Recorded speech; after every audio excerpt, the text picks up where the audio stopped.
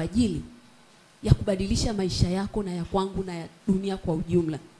Tunahitaji kujua hayo maeneo. Sasa tusome kitabu kile cha Mwanzo 12, andika, nimeielezea kwa habari ya Ibrahim.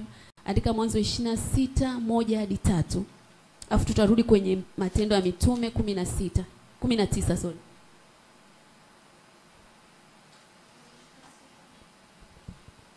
Mwanzo 26:1-3. Tumishi Sara Kike, nitaomba usaidie kusoma. Haleluya. Haleluya. Mwanzo mlango 26 mstari wa kwanza hadi wa 3. Mwanzo 26:1-3, maandiko yanasema, ikawa njaa katika nchi hiyo, mbali na njaa ile ya kwanza iliyokuwa siku za Ibrahim. Isaka akamwendea Abimeleki mfalme wa Wafilisti huko Gerari. Bwana akamtokea akasema, usishuke kwenda Misri, kaa katika nchi nitakayokuambia.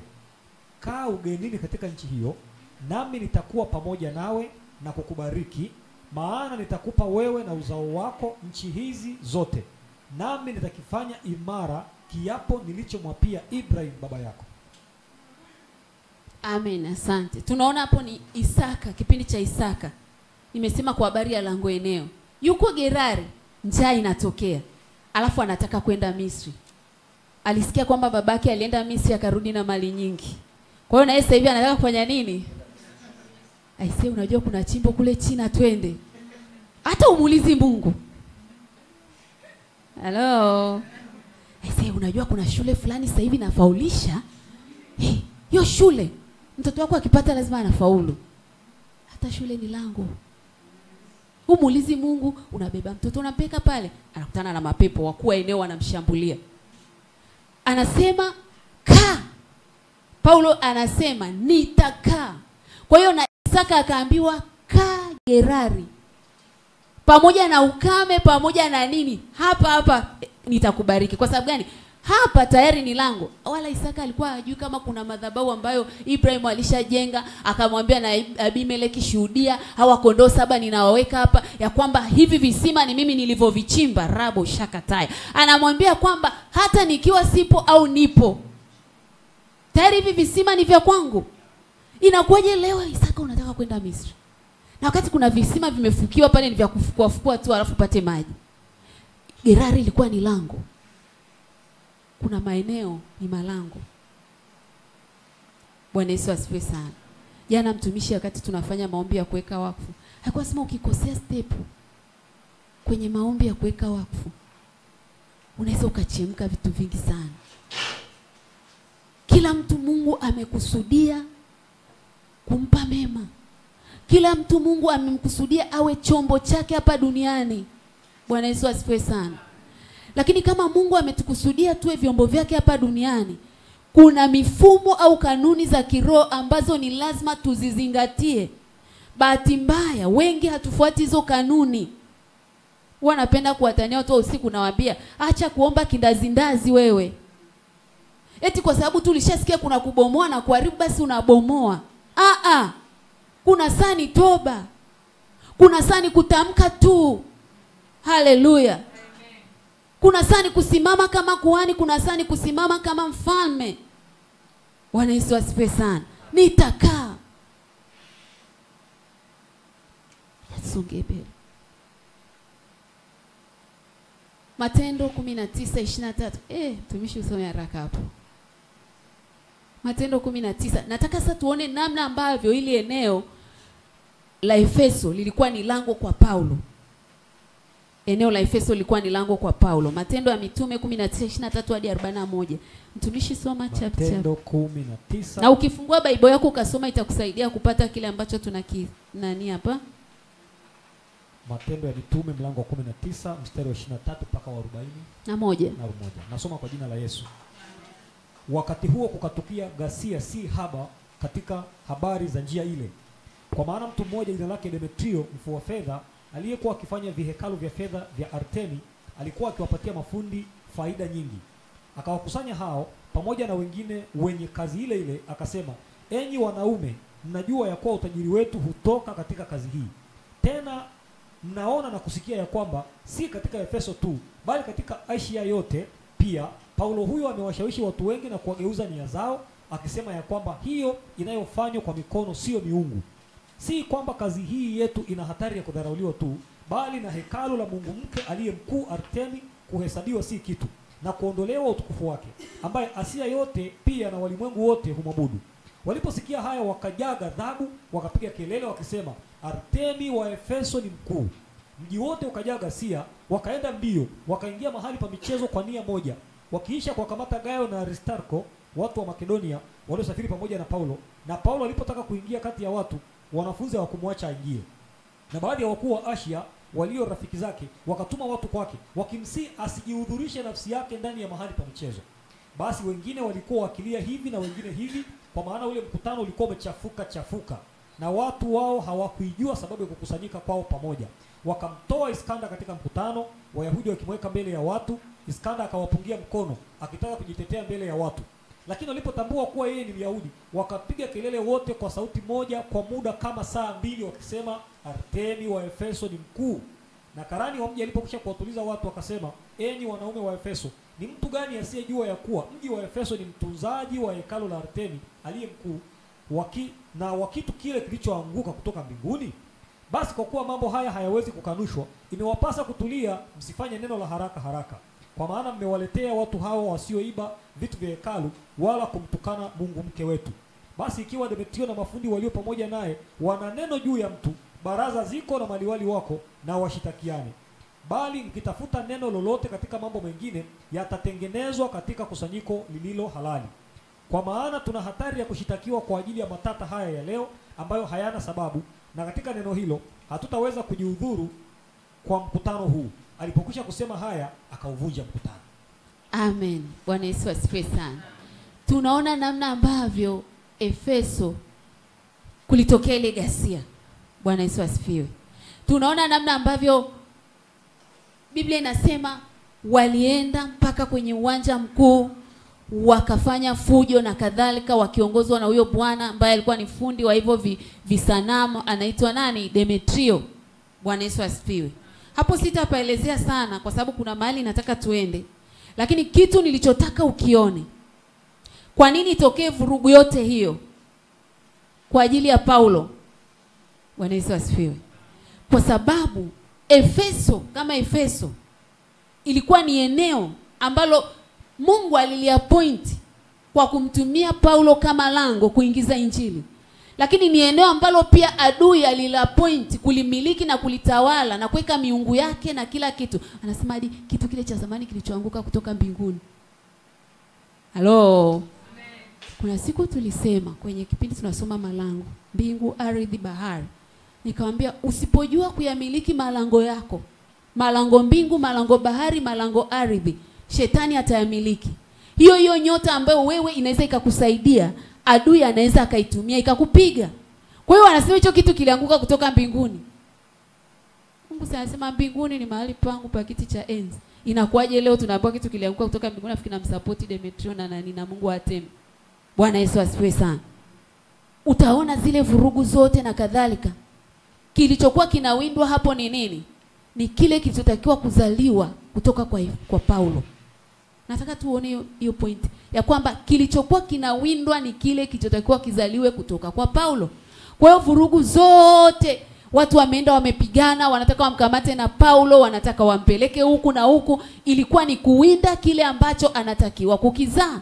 Watu wengi wanapokuwa ni malango, wanakutana na vita. Na vita wanaokutana nayo, wao wanaanza kuangalia wale wanaowafanyia vita. Anaanza kuangalia vita imetoka kwa rafiki yangu, imetoka kwa staff mwenzangu, imetoka kwa mtumishi. Anasahau ya kwamba kuna mfumo katika ulimwengu wa roho ambao ndio unaoperate kupitia watu. Halo. Eneo lolote unalokuwa lina mifumo ya kiroho, kama ambavyo kuna mjumbe wa nyumba 10, kuna ofisi ya mtendaji, sijui, kuna serikali ya wilaya, kuna hivyo kwenye ulimwengu wa roho, hivyo vitu vipo hivyo. Halo. Kwa hiyo unaweza ukashangaa umeanza kitu, alafu wanakusanyana stadium kama walivyokusanyana kwa Paulo. Wanakupinga wewe mtu mmoja, na kila mmoja kitu ambacho unasema hiki hata mtu wa kawaida tu akiambiwa anaona kiko hivi. lakini wanaenda kinyume na wewe. Unasema hiki ni kwa nini wanafanya hivi? Sasa hizo sio wao. Anza kuangalia lile eneo limeshikwa na roho gani. Wengine mnapambana na miungu ya familia, badala ya kupambana na wale watu, hii familia imeshikwa na vitu gani? Wakupingao, tunajifunza kwa habari ya kupingao. Na tumeanza kuangalia mtu kama lango. Kwenye hilo eneo ulipo wewe ni lango. Mtu yote anayemwamini Kristo Yesu ni lango. Unaniambia kwa nini? Ni lango la kupitisha vitu vya Mungu kwenye lile eneo alilopo.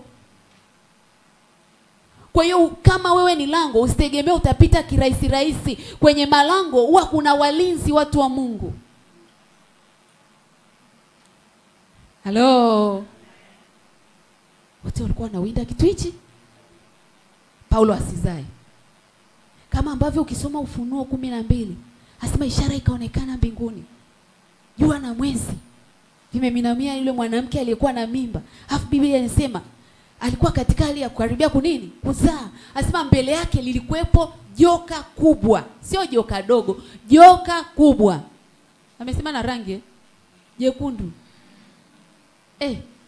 Joka kubwa. Na kwenye ulimwengu, kwenye Biblia kila kitu kina maana yake, hadi rangi na maana yake. Joka kubwa jekundu lilikuwa limekaa mbele yake likisubiri yule mwanamke azae, ili mara azapo limeze mtoto.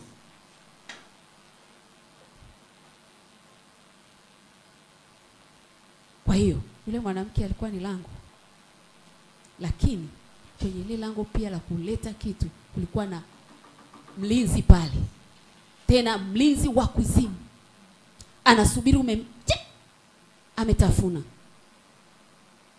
You are a portal. Wewe popote ulipotambua wewe ni lango. So longo unamkiri Yesu ni Bwana na Mwokozi wa maisha yako. Wewe ni lango. Na usitegemee ukiwa lango utaishi kawaida kama watu ambao hawajamjua Yesu. Waliomjua Yesu na wasiomjua Yesu wana maisha mawili tofauti kabisa. Halo. Kuna mtu anielewi? Kama unielewi nenda kamuulize Ibrahim na Lazaro na tajiri. Bwana Yesu asifiwe. Biblia inasema alikuwepo tajiri akafa. Akafika kule. Alafu alipokuwa kule akakuta yuko kwenye shimo refu. Alafu akaona kule mbali Ibrahim na nani? Na Lazaro. Lazaro amekaa kwenye kifua cha Ibrahim. Akamwambia naomba unisaidie hata tone la maji.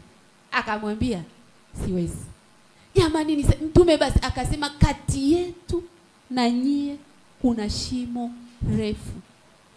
Maana yake ni nini? Once you are born again, maisha yako ni tofauti na ya maisha ya watu wengine. Unakuwa transformed kutoka kwenye maisha ya ulimwengu huu. Unaanza kuishi maisha ya mbinguni ili hali uko hapa duniani. Unaanza kurepresent ufalme wa Mungu ili hali bado uko hapa kwenye maisha ya damu na nyama. Usitegemee utaenda tu kawaida. Usitegemee utakula milo 3 Januari mpaka Disemba. Hello. Kuna saa wingu linaweza kukwambia leo hamna kula hata kama ulikuwa umeshapika chakula umekiweka mezani. Kuna watu hapa wananiangalia basi mtumishi usije ukatuambia leo tena tuna water fasting.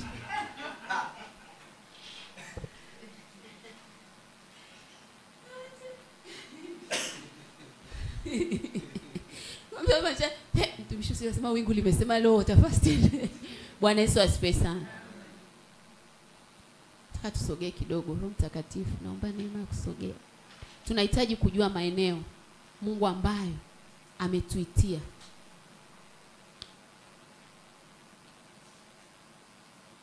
Au ameandalia kwa ajili ya sisi kukutana na mipenyo yetu au mabadiliko makubwa katika kusudi alilotupa.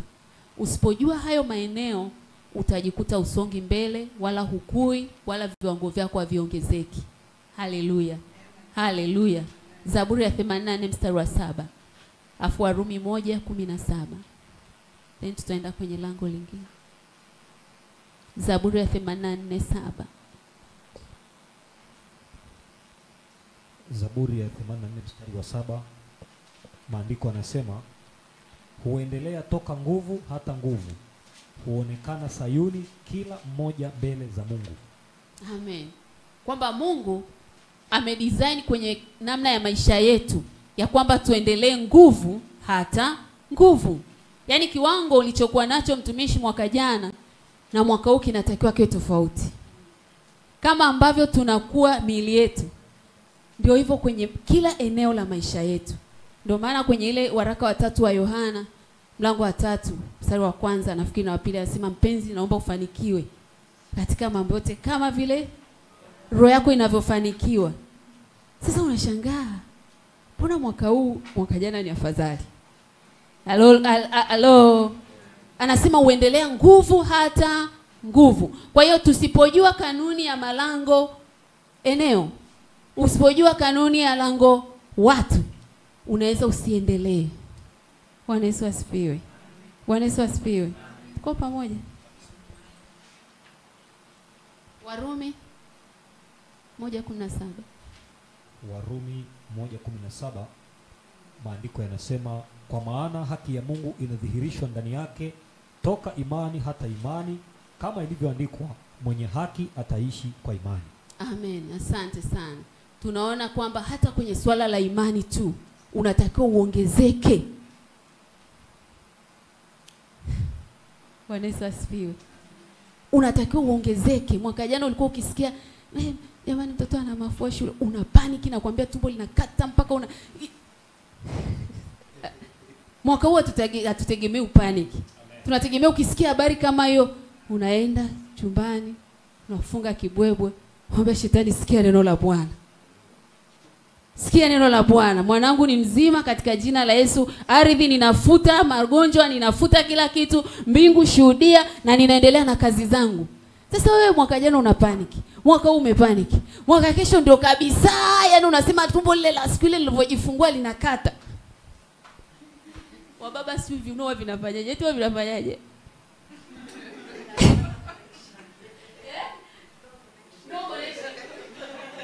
Asante Mage. Wewe mama sema linakata. Sasa najiuliza hivi wababa wao wanapata connection gani? Haya.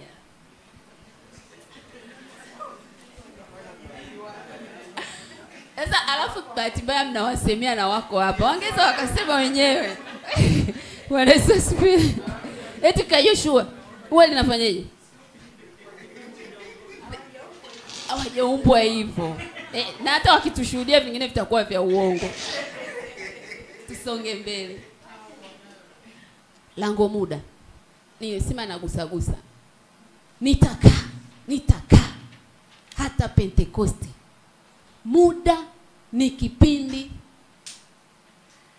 cha ulimwengu wa roho. Anasema nitakaa hata Pentekoste. Katika hii neno nitakaa hata Pentekoste, muda au kipindi cha Pentekoste au siku, saa, mwezi ni malango ya kupitisha vitu kutoka katika ulimwengu wa roho kuja katika ulimwengu wa mwili. Kutoka ulimwengu wa mwili kwenda ulimwengu wa roho. Halo. Wale tuliojifunza kwa habari ya malango, kila mwezi una kitu chake. Biblia inaniambia kwenye Zekaria, nafikiri ni Zekaria 8:10, anasema muombeni Bwana mvua wakati wa masika. Maana yake ni nini? Kuna muda ambao ukiomba kitu fulani hauwezi kukipata, kwa sababu lango lilivyodesigniwa, Mungu alivyoliruhusu kipindi kile halipitishi kile unachokitaka wewe. Kwa hiyo Paulo anasema Wakorintho nisameheni, siwezi kuja huko sasa hivi, nitakaa mpaka Pentekoste, kwa sababu mlango uliofunguliwa hapa ni mlango mkubwa. Yamkini Paulo alishasoma signal katika ulimwengu wa roho, akajua siku ya Pentekoste kuna great revival, great transformation itatokea katika huduma yake. Kwa hiyo akaona si lazima niinue wingu wakati Bwana hajainua wingu. Nitaendelea kuweka kambi hapa mpaka siku ya Pentekoste, kwa sababu katika ulimwengu wa roho Pentekoste ilikuwa ni lango muda la Paulo kupokea kitu, kupokea transformation ya huduma yake. Rabo shakataya. Kuna saa unahitaji kumuuliza Bwana, hiki kitu ulichonisemesha majira yake ni lini? Anaweza akakwambia ni mwezi Disemba, na hiyo mwezi Disemba unatakiwa uwe Morogoro mahali fulani. Utasema Morogoro, sikia neno la Bwana, mwezi Disemba nitaweka kambi pale. Mama fulani, mbona unaenda kule? Yule mwanamke Shunabi alisema msinipunguzie mwendo. Hakumwambia mume wake kwamba mtoto amekufa. Alinyamaza. Akamwambia wewe endesha twende. Na wewe kuna saa ukishasoma kwenye ulimwengu wa roho. Nasikia watu wa Mungu, mambo ya rohoni hayatambulikani kwa namna ya mwilini. Mambo ya rohoni yanatambulikana kwa namna ya rohoni. Na Biblia inaniambia watu walioko katika roho ndio wanayatambua hayo mambo. Kwa ukishajua namna ambavyo ulimwengu wako wa roho umekaa, haijalishi wanaokuzunguka wanasema nini. Wewe utasema nitachochea kwa sababu najua muda fulani kuna kitu kinazaliwa. Kuna kitu kinazaliwa. Mara ngapi umeinua kambi yako kabla? Kwa sababu wengine wameinua. Alafu yeye wapendwa, fulani atanionaje? Wewe ulizaliwa mwenyewe, utaondoka mwenyewe. Na hesabu yetu tutaitoa kila mtu mwenyewe. Hamna mahesabu ya kigrupu.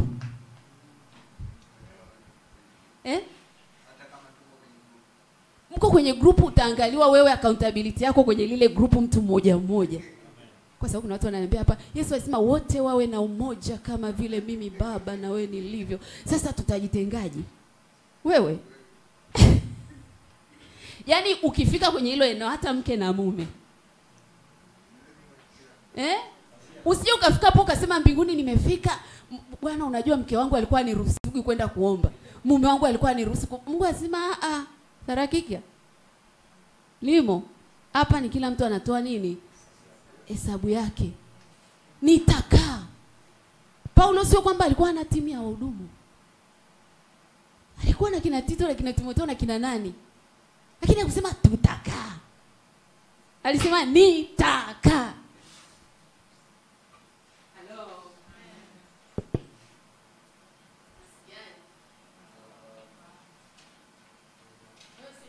Mke wangu sijui mume wangu. Nishamwambia time akwambia ima bwana. Mbinguni kila mtu ataenda kivyake. Siku inafika Jumapili. Bwana mimi nimechoka. Wewe utaenda kivyako na mimi nitaenda kivyangu. Mimi tuende kanisani. Kila mtu anaenda. Yeye ana kipande chake, wewe na kipande chako. Useme tutakaa. Kuna watu wakishaoa, wakishaolewa, wanaweka kitu pembeni. Kama alikuwa anaomba anafunga anasema sasa hivi siwezi kuomba na kufunga tena kama zamani. Mtu ananiambia Paulo alisema ya kwamba alioa anajishughulisha na mambo ya mkewe na aliolewa anashughulika na mambo ya mumeo. Kasome vizuri ule mstari.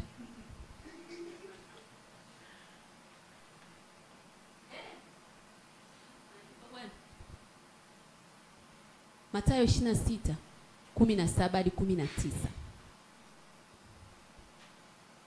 Nimesema lango muda, nitakaa hata Pentekoste. Hicho ni kipindi ambacho kilitakiwa kizae kitu kwenye huduma ya Paulo. Mathayo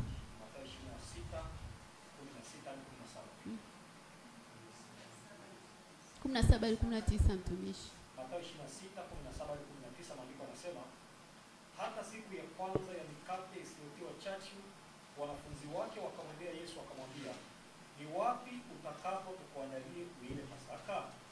Akasema, enendeni mjini kwa mtu fulani mkamwambie, mwalimu asema, majira yangu ni karibu, kwako nitafanya Pasaka pamoja na wanafunzi wangu. Wanafunzi wakafanya kama Yesu alivyowaagiza, wakaiandaa Pasaka. Asante sana mtumishi. Bwana Yesu asifiwe sana.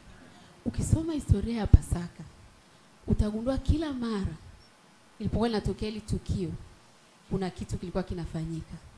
Halo, kwa sababu ni lango. Halo, ukisoma Pasaka ya kwanza ilikuwa kwenye Kutoka 12. Na pale Mungu anamwambia itakuwa mwanzo wa miezi kwenu. Ni miezi miezi. Soma vizuri. Anasema huu utakuwa ni mwanzo. Kwa hiyo katika ile sikukuu, kumbuka anasema nitakaa Efeso hata Pentekoste. Na hapa anasema, ninasema kwamba Pasaka ilichukuliwa kama ni lango. Na hapa Yesu anaongea imeshapita miaka karibu 5000 na kitu. Haleluya. Kuna kitu kingine kinakuja kuachiliwa cha ukombozi. Wakati wa kina Musa waliachiliwa ukombozi wa kutoka utumwani kwenda nchi ya ahadi. Afu mtumishi nilishangaa sana.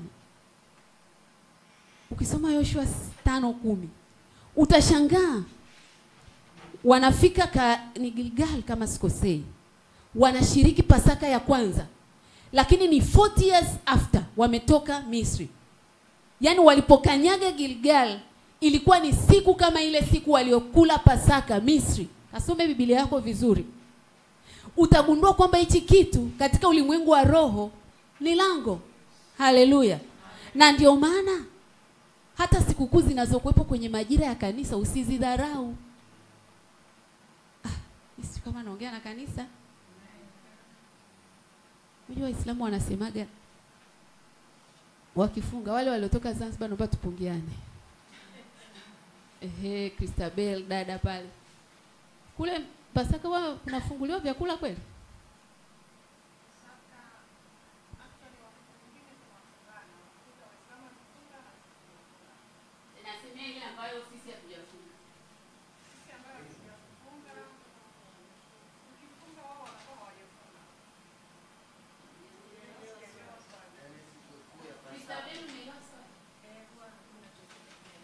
Hakuna chochote kinachoendelea. Lakini ukikuta sisi tumefunga wao wamefungua.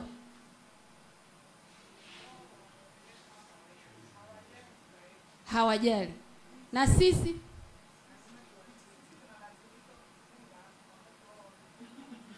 tunalazimishwa. Lakini wao, yani nachosema ni hiki.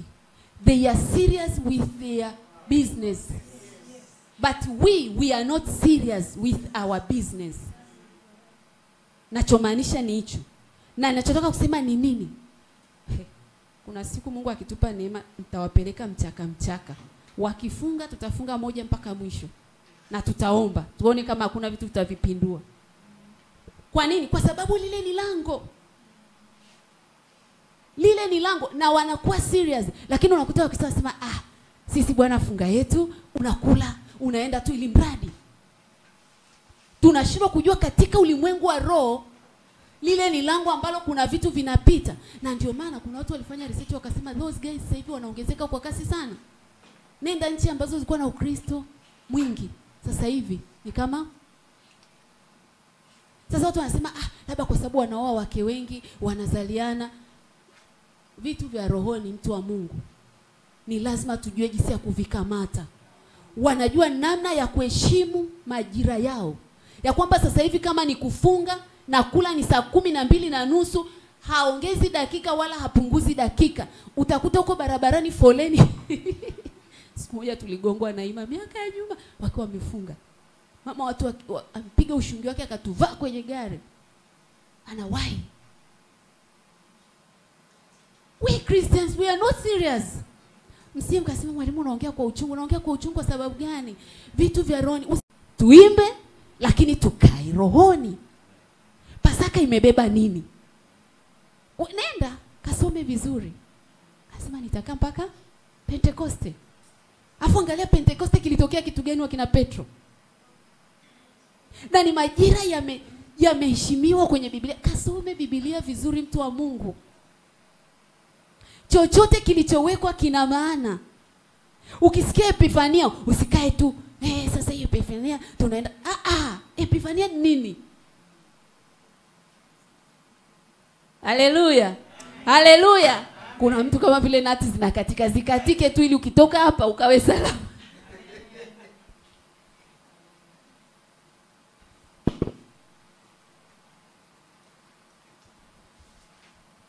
Ukisoma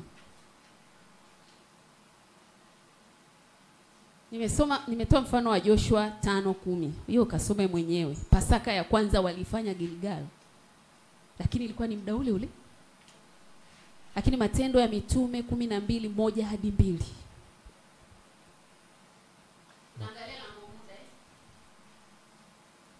Matendo ya Mitume 12:1-2, maandiko yanasema panapo majira yale yale Herode mfalme akanyosha mikono yake kuwatenda mabaya baadhi ya watu wa kanisa.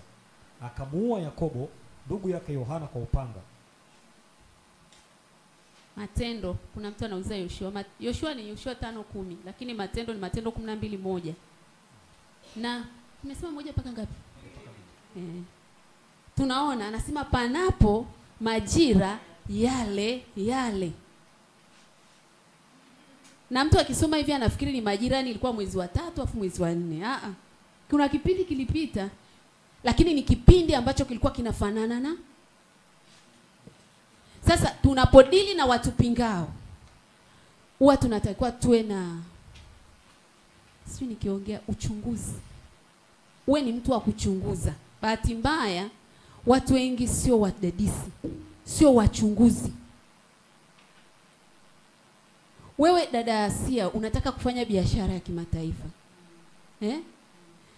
Who take time ya kukaa. Maana ndio mlango uliofunguliwa unajua. Who take time ya kukaa chini na kuchunguza. Kwenye familia zetu biashara huwa zinafika wapi? Huwa zinakufa zikifika level gani? Halo. Bwana Yesu asifiwe. Nataka kampuni yangu iwe international company. Umeandika strategic plan. Sikia, Yesu alisema hauokolewi kwa nguvu ulivyonazo. Ni Daudi. Alisema mfalme haokolewi kwa nguvu wala farasi alionao. Unaokolewa kwa maarifa. Unaokolewa kwa kujua principles. Tunaokolewa kwa kanuni. Kwa hiyo panapo majira yale yale.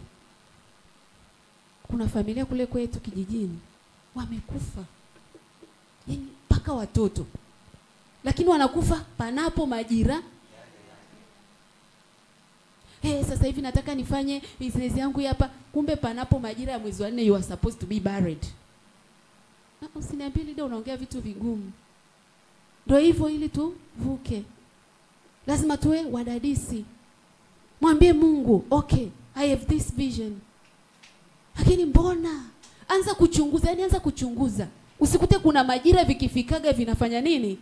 Vinakufa. Kwa hiyo ukijua majira kama lango, utajua namna ya kufanya nini? Ya kuondoa vile vipingamizi.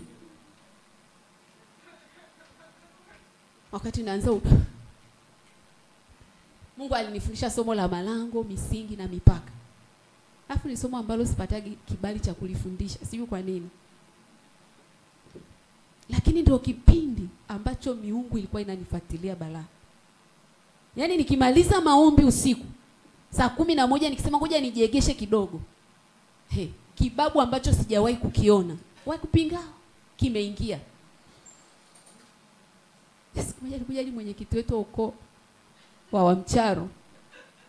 Alafu ni babangu mkubwa bahati mbaya. Sasa kagonga geti ngongongo. Unakuja kufanya nini huko? Halo. Jamani watu pingao ni wengi. Na wewe saa nyingine sasa baba mkwangu ni mbaya. Amevikwa miungu. Kwenye malango yote unapotaka kuingia kwingine huwa kuna vitu vya kukupinga. Na saa nyingine vitakuja na sura ya mtu. Kwa hiyo ni lazima ujue.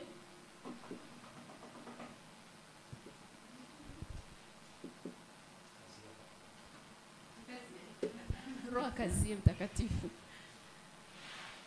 Panapo majira yale yale, muda.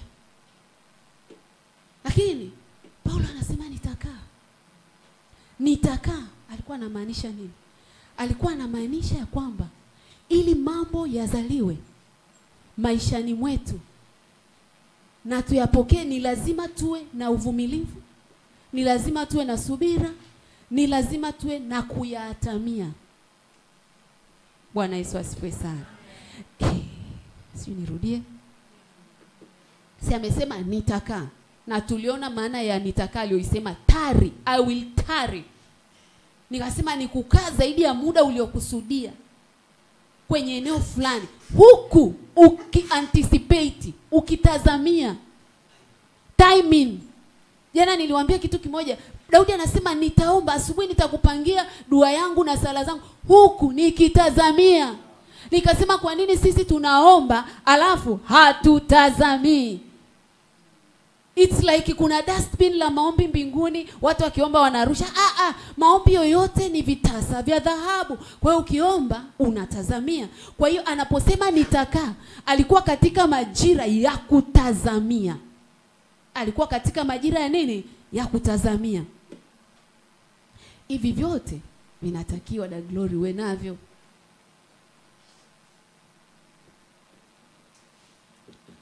Matendo 19 1-20. Na hapo ninaomba kama una Biblia yako usome. Kuna kitu kikubwa sana hata mimi nilipokuwa nasoma pale nilijifunza. Matendo 19 1-20 nasoma kwa jina la Yesu. Ikawa Apolo alipokuwa Korinto, Paulo akiisha kupita kati ya nchi za juu, akafika Efeso, akakutana na wanafunzi kadha wa kadha huko. Akawauliza, "Je, mlipokea Roho Mtakatifu mlipoamini?" Wakamjibu, "La, hata kusikia kwamba kuna Roho Mtakatifu hatukusikia." Akawauliza, "Basi mlibatizwa kwa ubatizo gani?" Wakasema, "Kwa ubatizo wa Yohana." Paulo akasema, "Yohana alibatiza kwa ubatizo wa toba, akiwaambia watu wamwamini yeye atakayekuja nyuma yake, yaani Yesu." Waliposikia haya, wakabatizwa kwa jina la Bwana Yesu.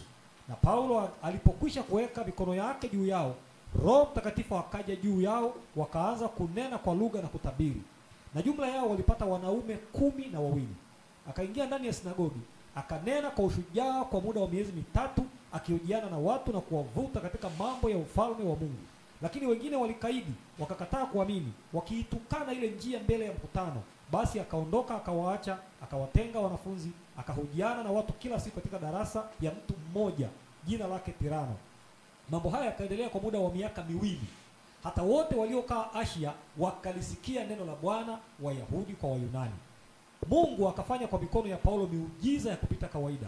Hata wagonjwa wakaletewa leso na nguo zilizotoka mwilini mwake, magonjwa yao yakawaondokea, pepo wachafu wakawatoka. Baadhi ya Wayahudi wenye kutangatanga, nao ni wapunga pepo, wakajaribu kutaja jina la Bwana Yesu juu yao waliopagawa na pepo wachafu, wakisema, "Na waapisha kwa jina la Yesu yule anayehubiriwa na Paulo." Walikuwako wana 7 wa mtu mmoja, Skewa Myahudi, kuhani mkuu, waliofanya hivyo. Yule pepo mchafu akawajibu akawaambia, "Yesu namjua na Paulo namfahamu, lakini ninyi ni nani?" Na yule mtu aliyepagawa na pepo mchafu akawarukia wawili, akawaweza, akawashinda, hata wakatoka mbio katika nyumba ile, hali wa uchi na kujeruhiwa. Habari hii ikajulikana na Wayahudi wote na Wayunani waliokaa Efeso. Hofu ikawaingia wote, na jina la Bwana Yesu likatukuzwa. Na wengi wa wale walioamini wakaja wakaungama, wakidhihirisha matendo yao. Na watu wengi katika wale waliotumia mambo ya uganga wakakusanya vitabu vyao, wakavichoma moto mbele ya watu wote, wakafanya hesabu ya thamani yake, wakaona ya kwamba yapata fedha 50,000. Hivyo ndivyo neno la Bwana lilivyozidi na kushinda kwa nguvu. Amen. Asante sana. Wapendwa, tunaona hapo namna ambavyo Paulo alianza huduma yake Efeso. Hello. Anasema nitakaa. Watu wa kwanza waliowabatizwa walikuwa 10, lakini ukiangalia ile stadium ambayo alifanywa vurugu ilikuwa na watu 20,000+. Hello. Kitu gani hapa tunajifunza? Katika Efeso, Paulo hakuanza huduma yake na kundi la watu wengi. Alianza huduma na kundi la watu wachache. Lakini katika ulimwengu wa roho, Mungu alishakuwa amemwonesha stadium. Hello. Kwenye ulimwengu wa mwili aliona mtu mmoja. Biblia inasema akaanza kufanya huduma ya nyumba kwa nyumba. Bwana Yesu asifiwe sana. Akaanza huduma ya nyumba kwa nyumba. Afu asema nitakaa. Kwa hiyo alipokuwa anakaa, alikuwa amekaa kimkakati. Bwana Yesu asifiwe. Alikaa kimkakati. Hakukaa bora liende. Bwana Yesu asifiwe mtumishi. Amen. Unaendeleaje? Na bangaiza tu. Ukiwa unabangaiza, kuna mtu amekaa kimkakati. Halo. Ukiwa unabangaiza, kuna mtu amekaa kimkakati. Na wakati amekaa kimkakati, unamwona kama yuko kawaida. Ni kama Paulo ambavyo alisema nitakaa. Na alipokaa, akaanza huduma nyumba kwa nyumba. Akaanza kubatiza. Akapata wafuasi wa kwanza 12, akasema nitaendelea kukaa. Nyewe mlibatizwaje? Tulibatizwa ubatizo wa Yohana. Kuna ubatizo mwingine ambao tayari Yesu alishauachilia. Mnatakiwa mbatizwe kwa roho. Akaendelea kwa staili hile. Sasa kitu gani wapendwa tunatakiwa tuone hapo? Ukishajua na kuona rohoni mlango uliofunguliwa mbele yako, utakaa. Halo? Utakaa. Sasa msiye mkanikoti vibaya. Kuna mtu anasema mtumishi alisema tu tukae. Nimekaa. Unakaa kimkakati. Unakaa kimkakati. Ya kwamba hili jambo Mungu amenionyesha, natakiwa niendeje? Paulo alipoonyeshwa mlango mkubwa wa kufaa, na naamini alirudi kwa Bwana. Bwana akamwambia, sasa Paulo, ili ile study wije ijae, anza kupita door to door evangelism. Akaanza kupita nyumba kwa nyumba. Ghafla wakawa wanakutana kwa watu, kwa mtu. Wanaenda, ndio kukaa kwenyewe. Kila kitu kinaenda kwa mkakati. Bahati mbaya tuna injili ya kubomoa na kuharibu, lakini hatuna injili za mikakati. Kama hili jambo tunatakiwa tuliombee wiki 3 mfululizo, mchana, asubuhi na jioni. Omba strategically. Kama hili jambo ni la miezi 6, tuombe miezi 6 mpaka tuone matokeo. Na kama yasipotokea, labda mfalme wa Uajemi amezuia hapo, tutaendelea kuomba. Nitakaa Efeso. Hata Mungu, unajua, nilisoma Biblia nikamshangaa Mungu sana. Hata Mungu alikuwa na kipindi cha kukaa. Wewe mtumishi unasema ni Mungu alikuwa anasema tu njoo jua likawa jua. Mwanzo 1 tusome. Mwanzo 1:1 hadi 3. Mwanzo 1:1 hadi 3. Mwanzo 1 hadi 3, maandiko yanasema, hapo mwanzo Mungu aliziumba mbingu na nchi, nayo nchi ilikuwa ukiwa tena utupu, na giza lilikuwa juu ya uso wa vilindi vya maji. Roho ya Mungu ikatulia juu ya uso wa maji. Mungu akasema, iwe nuru, ikawa nuru. Naomba uchukue ile Biblia yangu ile mtumishi. Unisomee hiyo kitu kwenye amplified. Nisaidie. Tunaona hapo Biblia inasema Mungu alipoziumba mbingu na nchi, anasema nchi ilikuwa ukiwa, utupu, na maji yalikuwa yameizingira. Naomba usome amplified Bible. Usisome New King James, sema soma amplified. Nasoma amplified. Genesis chapter 1 verse 1 to 3. In the beginning God prepared, formed, sauti mtumishi. In the beginning God prepared, formed, fashioned, and created the heavens and the earth.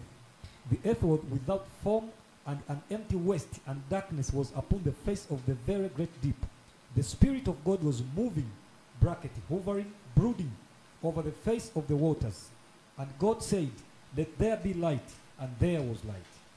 Nataka tuone pale kwenye kile kipengele anaposema the Spirit of the living God was moving, hovering and brooding. Maana yake ni nini? Mungu alipoumba mbingu na nchi, kuna maana anasema pakawa na ukiwa na utupu na giza, ambapo hatujuagi lilitokaga wapi. Japo kuna siku mchungaji wetu alikuwa anatufundisha akasema Mungu alipoumba tu alikamilisha uumbaji wote na malaika na kila kitu. Akatuambia kwamba shetani alipoasi ndio giza lilitokea. Kwa hiyo sasa giza lilipotokea, Mungu hakuibuka tu akasema mimi ni Mungu mwenye nguvu, asema Bwana, sasa hivi kuwe nuru. Biblia inasema the Spirit of the living God was moving, was brooding. Unajua brooding? Wale ambao mmefuga kuku mnaelewa. Kuku anatamia. Kuatamia, kuna kipindi cha kuatamia mambo. Hatujui kutofautisha kipindi cha kutotoa na kipindi cha kuatamia. Wesi enough tuko kwenye kizazi ambacho ni cha fast things, instant generation. Kuna mayai yakiwekwa tu kwenye mashine yamechotolewa. Ukienda pale nakwambia chipsi dakika 5 fast food. Ukienda kuna maziwa, kuna coffee, kuna kila kitu. Ngoja niongee kitu nisogee huko kabisa ili unione vizuri, ni kuanzia kichwani hadi miguuni. Ni hivi, though the world is moving, tumetoka kwenye vitu vya principles vya kwenda moja kwa moja kama kuku anavyotakiwa atamie siku 21. Vitu vile ambavyo Mungu aliweka kanuni 1, 2, 3. Dunia imebadilisha kulingana na teknolojia, lakini kanuni za Mungu hazijabadilika. Kanuni za Mungu hazijabadilika. Mungu akisema ni siku 21 ni siku 21. Mungu akisema hiki kitu kitakuwa baada ya muda fulani ni baada ya muda fulani. Kwa Mungu fast instant. Anasema mnatoka utukufu, hamna utukufu pa. Haleluya. Hamna lifti. Lifti ipo ya Roho Mtakatifu lakini inaenda kwa kanuni. Wewe Lydia unasema nini? Ibrahim, toka nenda nchi nitakayo kupa. Na alipoenda hakufika tu pale akawa baba wa mataifa. Kuna kipindi kilipita akaeka kanuni ambazo ndio kanuni tunazitumia leo. Ungejua wapi kanuni za kujenga madhabahu kama sio Mungu alimpitisha Ibrahim hatua kwa hatua kwamba utakuwa ujenge madhabahu? Tungejua wapi kwamba kuna kipindi unatakiwa usubiri vitu. Mungu amekwambia utakuwa baba wa mataifa lakini unaambiwa wewe ni tasa, una watoto. Lakini Isaya anasema imba wewe uliye tasa. Anasema imba maana wewe utaenea kuliko hata yule ambaye ameolewa na ana watoto. Tungejua wapi hizo kanuni kama Mungu asingepitisha watu? Saa nyingine unakata tamaa. Saa nyingine unasema Mungu nitakwendaje kwenye hiki kitu? Lakini nataka nikwambie, the moment Mungu anapokupa wito ndani yako, anataka useme ndani yako ya kwamba Bwana nitie nguvu. Haijalishi kuna kitu gani kimekuja, haijalishi wanipingao ni wengi kiasi gani, lakini mimi nitakaa kwa sababu nimeona mwisho tokea mwanzo. Oh, I'm trusting God who is Alpha and Omega, ambaye yeye ni mwanzo na mwisho. Lile alilosema lazima litatimia tu. Amen. Nitakaa. Tuna watu wasiokaa.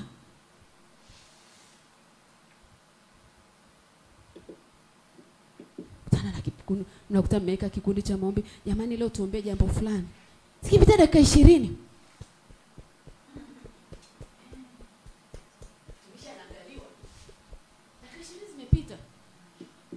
Hapo bado Roho Mtakatifu hajaongea. Mnaelewa jamani? Sasa mimi najiulizaga maswali. Sema kanisa la mwanzo lilifanya vitu gani? Kiasi kwamba tunaona miujiza ya ajabu na ya kutisha. Sisi tumekosa kitu gani? Pamoja na teknolojia. Tumekosa nini? Kukaa. Hatukai. Wapendwa, usipokaa, kitu ambacho ulitakiwa utumie nguvu ya 20%, utatumia nguvu ya 2000 kwa sababu hukukaa.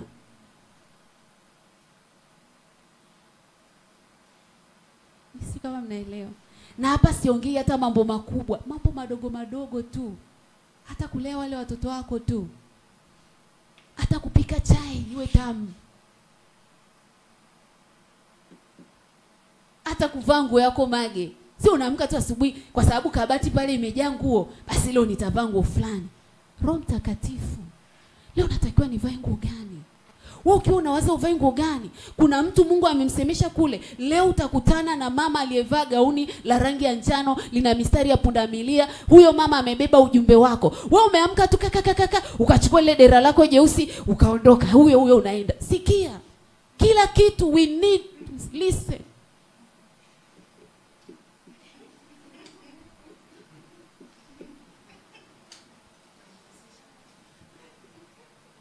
Unampishanisha mtu na gari lake la nini?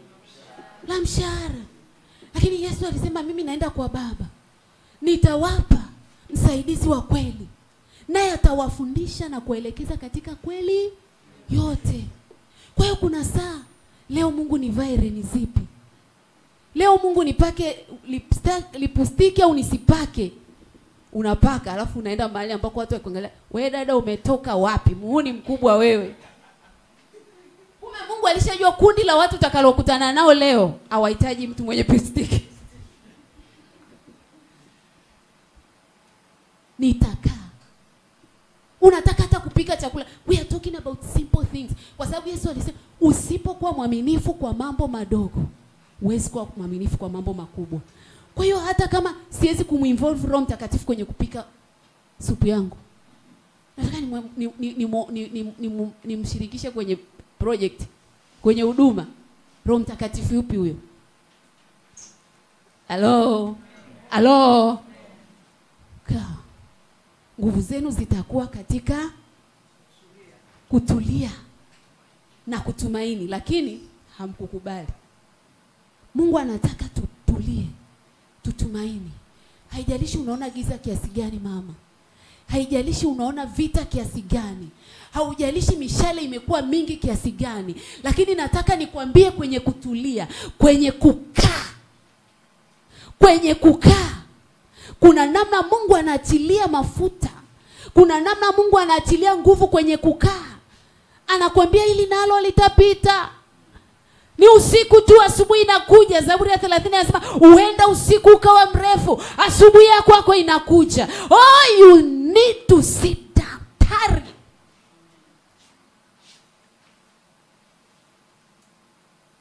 Hapo kwenye kutari, natamani Mungu aachilie kitu ndani yangu. Aachilie kitu ndani yako. Usije ukajiona umepotea. Usije ukaona hayo maono Mungu aliweka ndani yako ndio yamekufa. Usije ukaona hiyo ndoa yako ndio imeshavunjika. Kila ndoa ina msimu wake, huwa inapita, inapigwa. Lakini wanaokaa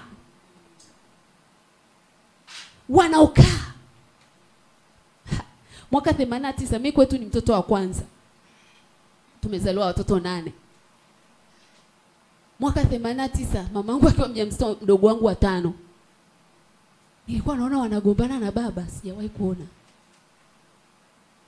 Yaani baba akija mpaka baba anatamani arudi alikotoka. Yaani anaweza akija ni kijiko tu kimefanya sisi watagombana siku moja mpaka mama nikasema Mungu wangu nini? Sasa ukiwa mkubwa yani unaumia, yani unakuwa unapitia emotions nyingi. Wadogo zangu wanakuja wao hawajawahi kuona baba na mama wamepishana. Yaani hawajawahi kuona, lakini mimi kwa sababu ndio nilikuwa mkubwa nilikuwa naona. Kwa hiyo wakati wadogo zangu wanakuwa wana akili, wamekuta ndoa ya baba na mama imeshakuwa stable. Mimi babangu na mamangu ukiwakuta sasa hivi utafikiri walizaliwa na baba mmoja mama mmoja. Kumbi wanaenda hivi popote, wanaambatana. Sijui nini hadi maabusu mpaka sasa hivi mimi na Ima tutafikaga huku. Halo. Walikaa.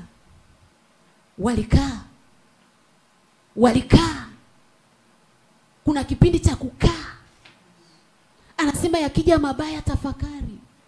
Na yakija mema pia furahi, lakini tafakari.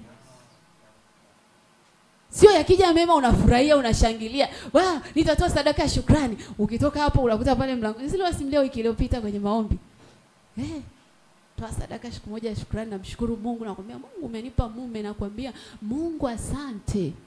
Asante Mungu. Kati ya watu waliolewa ni mimi. Mume anatengeneza, anajali familia. Ukisema iva shatupa kupa kitu unachokitaka. Baada ya wiki 2 ya kutoa ile sadaka ya shukrani, bomba. Mamangu mmoja alikuwa ananiambia, "Hivi mbona siku hizi umekuwa kichaa?" Maana kwanza nywele nilikata. Mimi wanaonifahamu muda mwingi wana nywele. Except mwaka jana nilipopata ile bomu kubwa la kimataifa. Muda mwingi nilikuwa nina nywele. Kwanza nywele nilikata. Msiba umepita. Kata nywele. Alafu nywele zilianza kuota sasa zikawa kubwa kama za mtumishi Joshua. Hizi bado fupi, zikarefuka kidogo. Sasa you can imagine msichana ambaye ana nywele ndefu kidogo. Alafu hazifanyi chochote. Kuna saa zinakuwa matuta sio matuta. Mama mmoja akaniita akaniambia, "Kwani una shida gani mwanangu?" Nikamwambia, "Mama niache, niko kawaida." "Hauko kawaida." Akasema angejua bomu nililokutana nalo. Ninalia.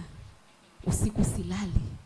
Iba akija anasema, "Mungu wangu, hivi amerudi tena." Na kipindi hicho bahati mbaya ndo nimeacha kazi. Nimejiliwa na Bwana, natafuta uso wa Bwana. Biashara zinanipiga. Ndoa inapiga. Sielewi pa kwenda. Bwana Yesu asifiwe sana. Kuna ukweli tunaofundisha sasa hivi tukiwa tunacheka, lakini tulifundishwa kwa machozi na kulia. Mtu akija akiniambia siwezi kumsamehe mume wangu, anamwangalia mara 2. Kipi usichoweza kusamehe? Amenichiti. Kipindi hicho Mungu mimi alinifundisha kitu cha ajabu sana. Ananiambia, "Lydia, hebu kasome kitabu cha Mhubiri." Suleiman katika fahari yake yote na wake zake 700 na masuria 300. Afu anasema Haya yote ni ubatili. Alafu anasema hakuna jipya chini ya nini? Mungu akaniambia, Lydia, hakuna jipya chini ya jua. Kama hakuna jipya chini ya jua, unahitaji kujua ni namna gani ya kutembea ili uweze kuwa mshindi katika hayo mambo ambayo sio mapya chini ya jua. Tufani inayokupiga wewe sio mpya chini ya jua. Ilikuwapo, itaendelea kuwapo. Mungu anatafuta mtu atakayeshinda ili atakayerithisha kizazi kinachokuja. Na kuambia, binti, kaka, sikia, endelea kukaa, kwa sababu hakuna kitu kilicho kipya chini ya jua. Sulemani alizini, Daudi alizini, akaua na mtu. Wewe kwa nini unataka kukimbia? You have to tarry. Tarry. Tarry. Oh, biashara yangu imekufa. Mimi najua mimi sio mfanyi biashara. Ayubu alifilisika. Watoto wakafa, ng'ombe wakaondoka, nyumba zikaondoka, kila kitu kikaondoka. Kuna mtu kitu kilikufa mwaka juzi, hajataka kuinuka tena, anasema mimi ile hasara niliyopata sijui pa kuanzia. No. Tari, kaa chini kwenye magoti. Mwambie Bwana, asante, umenipa mtaji wa uzima. Umenipa nguvu, bado sijalazwa kwenye mashine ya ICU. Oh, I will tarry here. Nitakusikiliza. So long nina afya, nina uzima. Hii ni capital ya kwanza. Mungu, ninafanyaje? Nitakaa. Unaenda wapi? Where are you going? Wanakusubiri wangapi nyuma yako? Leo nikiwaambia shuhuda za ndoa, watu wanasema, "Hey, lakini I was crying." Bwana Yesu asifiwe sana. Bwana Yesu asifiwe. Paulo anasema, ninajua kuwa na njaa, ninajua kushiba, ninajua kuwa nacho, ninajua kutokuwa nacho. Anasema katika yote we need to tarry. Mungu hatumii watu dhaifu. Mungu hatumii watu wanaokata tamaa haraka, mtumishi. Oh, kampuni yangu imepigwa vita dakika 2, umeacha unaanzisha nyingine. Kama ilikuwa ni mpango wa Bwana, nani ajuae ya kwamba hiyo kampuni yako inatakiwa ije kufanya mambo makubwa, inatakiwa igroom vijana wengi, inatakiwa itoe ajira kwa vijana wengi, inatakiwa itoe fedha kwenye injili. Nani ajuae? Wakupingao wamekaa hapo, wanakupiga teke kidogo, unasema mimi naondoka, ngoja niangalie nikafanye nini. No. Hicho kipindi unachowaza kuondoka niende nikafanye nini, ni kipindi ambacho unatakiwa kukaa.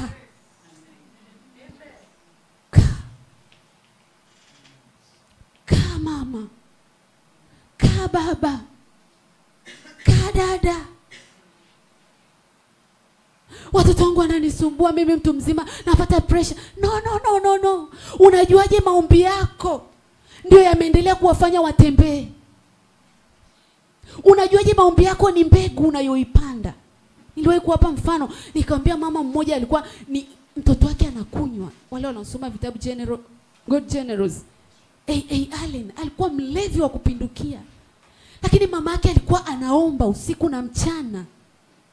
Kenneth Copeland, mnaimfuatilia kila mara, baba wa imani, anafundisha faith kwa namna ya ajabu. Alikuwa mlevi wa kutupa. Mama yake anaenda kwenye kikundi cha maombi, kila siku anaomba, amebandika picha za watoto wa watu kwenye chumba chake kila mahali, amebandika. Mimi nikimwambia, Da Glory, niombe mtoto wangu, niletee picha yako, anaibandika pale ili asisahau. Anaomba, lakini mwanae yuko baa, anakunywa. Lakini siku ambayo Mungu aliamua kujibu maombi ya yule mama aliyekaa, Kenneth alienda kwenye kanisa ambalo walikuwa wanahubiria, yuko baa pembeni. Sijui ilifikaje injili kule. Alienda akapiga magoti pale mbele, akasema nimesarenda, nimekuja kuokoka. Ndio Kenneth Copeland tunayemwangalia sasa hivi. Ndio Kenneth aliwa groom kina Oyedepo. Ndio Kenneth ambaye amelea kina Chrissy. Usiseme mimi umri wangu umeenda. Maombi yako ni mbegu. Niliwaambia katika ulimwengu wa roho tunapanda vitu. Tunavipanda vitu. Kuna tumbo linalopokea vitu kama tumbo la mwanamke. Kwa hiyo unapopanda kuna vitu vinatokea. Haleluya. Kwa hiyo usikweti, tari.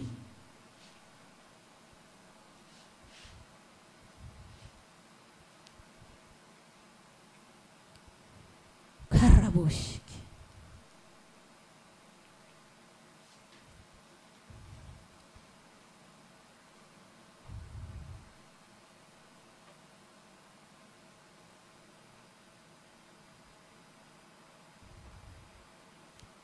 Tunaona Paulo anaanza from the scratch, lakini anaamua kukaa. Lakini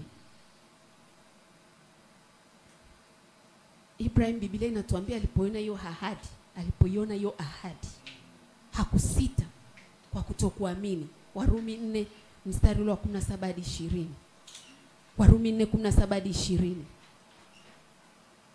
Warumi mlango wa 4 17 hadi 20. Maandiko yanasema, Warumi 4:17, maandiko yanasema, kama ilivyoandikwa, nimekuweka kuwa baba wa mataifa mengi mbele zake yeye aliyemwamini, yaani Mungu, mwenye kuwahuisha wafu, ayatajaye yale yasiyokuwako kana kwamba yamekuwako. Naye aliamini kwa kutarajia yasiyoweza kutarajiwa, ili apate kuwa baba wa mataifa mengi, kama ilivyonenwa, ndivyo utakavyokuwa uzao wako. Yeye asiyekuwa dhaifu wa imani alifikiri hali ya mwili wake uliokuwa umekwisha kufa, akiwa amekwisha kupata umri wa miaka mia, na hali ya kufa ya tumbo lake Sara. Lakini akiona ahadi ya Mungu hakusita kwa kutokuamini, bali alitiwa nguvu kwa imani, akimtukuza Mungu. Amen. Asante sana mtumishi. Kwa nini tunaona hawa mababa wa imani waliweza kupata kile walichopewa? Kwa sababu walikubali kukaa. Na walipokuwa wanakaa walikuwa wanaongozwa na nguvu ya imani. Anasema huyu Ibrahim ya kwamba Mungu alimwambia, nimekuweka kuwa baba wa mataifa mbele zake yeye aliyemwamini, yani Mungu, mwenye kuwahuisha. Nataka uone kuwahuisha wafu. Haleluya. Mwenye kuyahuisha mambo yaliyokufa. Yako mambo yamekufa kwangu, yamekufa kwako. Lakini Mungu anataka nirudi, nimsikilize. Anataka nirudi nikae. Habakuki anasema, nitasimama katika zamu, nione atakalo ataniambia Bwana. Ya kwamba mwanzo Habakuki alilalamika, lakini akagundua hata akilalamika havimsaidii. Hivi ngoja tuulizane wapendwa, toka umeanza kulalamikia situation unaopitia, umewahi kuvuka? Alafu ngoja tuseme kitu tu kibibilia, sio kilibia, kibibilia. Hakuna kitu Mungu anakichukia kama watu wanaonungunika. Watu wanaonungunika Mungu anawachukia, hujawahi kuona. Tumishi, umetoa wapi hilo? Kasome kitabu cha Hesabu 13:14. Biblia inasema walipoleta taarifa mbaya wakawakosesha wana wa Israeli, Mungu akawaambia, sikia, na ishara zote nilizofanya toka mmetoka Misri, nimepiga wazaliwa wa kwanza, nimepasua bahari, mmefika, mmewapiga kina Sioni sio kina nani, hivi mpaka sasa hivi mmeshindwa kuniamini. Akasema, kwa sababu mmeshindwa kuniamini, adhabu ya kwanza hamtaiona Kanaani. Zile siku 40 ambazo walipeleleza nchi ya ahadi zitakuwa miaka 40. Maana yake ni nini? Mwaka mmoja ulihesabiwa siku moja. Kuna mtu haelewi. Kwa Mungu wetu miaka 1000 sawa na siku moja, na siku moja ni sawa. Kwa hiyo Mungu akikwambia wewe unapata adhabu ya siku 5, ujue ni miaka.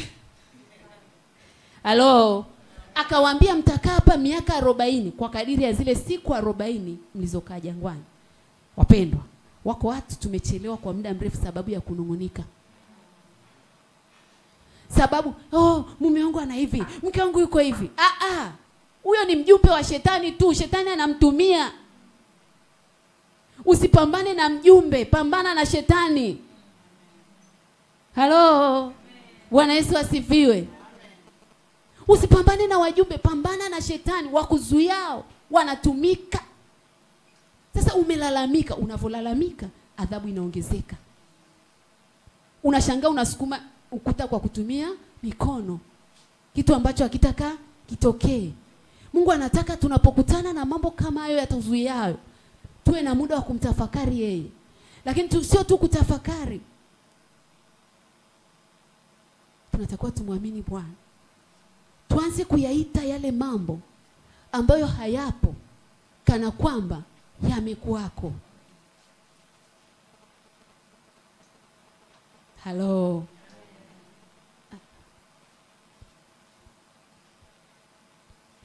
unaumwa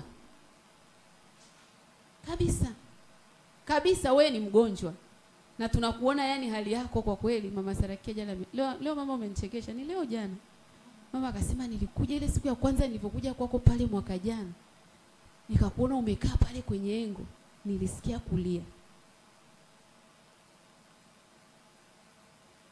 Baba yangu mkubwa mmoja alikuja kunisalimia mwaka jana mwezi wa pili, alipofika tu akaanza kulia. Sasa nikasema sasa huyu amekuja kuitisha msiba au nini? Bwana Yesu asifiwe. Ni kweli wanaokuona wanaona kama yani unakaribia kuzikwa. Ni kweli wanaokuona wanaona kama hauna tumaini tena. Lakini usiruhusu wale wanavyokuona ikawa kama wanavyokuona. Nataka niongee kwa sauti kubwa. Usiruhusu dunia inavyokuona ukawa kama dunia inavyokuona. Ruhusu mbingu zinavyokuona uwe kama mbingu zinavyokuona. Karaboseka. Mbingu zinaweza zikakuona uzima, lakini dunia ikaona mauti. Mbingu zinaweza zikakuona wewe ni mtu usiye na kikao, lakini Mungu anasema nimekufanyia nafasi kubwa ya kufaa sana. Mbingu zinaweza zikakuona ya kwamba panua mahali pa hema yako, lakini wewe sasa hiyo umezongwa zongwa. Ayubu anasema kwenye Ayubu 36:16, ungenitoa mahali palipo zongwa zongwa na kunipeleka mahali panapo na nafasi, mahali penye unono. Sasa hiyo Ayubu anasema hivyo, amezongwa zongwa. Dunia inaweza ikakuweka mahali pa kuzongwa zongwa. Usiruhusu moyo wako ukakaa mahali ulipozongwa zongwa na dunia. Ingawa unaonekana umezongwa zongwa, katika ulimwengu wa roho unasema nitaenea kaskazini, nitaenea kusini, nitaenea mashariki, nitaenea pande zote. Haiwi yes mpaka Yesu amesema yes. Haiwi no mpaka Bwana amesema no. Kama wingu alijainuka nitakaa, wingu likiinuka na mimi nitainuka. Unanionaje dada? Sia no. It is not your business to see me how you see you. Ninamwangalia Bwana aliyeniita. Ndivyo hivyo ninataka nimtie moyo mtu mmoja hapa. Haiwi yes mpaka Mungu amesema yes. Haiwi no mpaka Mungu amesema no. Wakupingao hawana nguvu kama nguvu za Mungu. Nguvu za Mungu wetu ni nguvu kubwa sana. Angalia yeye aliyekuita. Angalia aliyekuita. Angalia aliyekuita. There are many people who are waiting for your word. There are many people who are waiting for your prayers. Wako watu wengi wanasubiri kitu chako, lakini wewe umekaa unajiangalia mtaji wako umekufa. Umekaa unaangalia ndoa yako imevurugwa. Nataka nikwambie Biblia inasema kuna mwanamke anaitwa Hana, alikaa kwenye ndoa miaka michache, lakini alikaa kwenye ujane miaka 80+.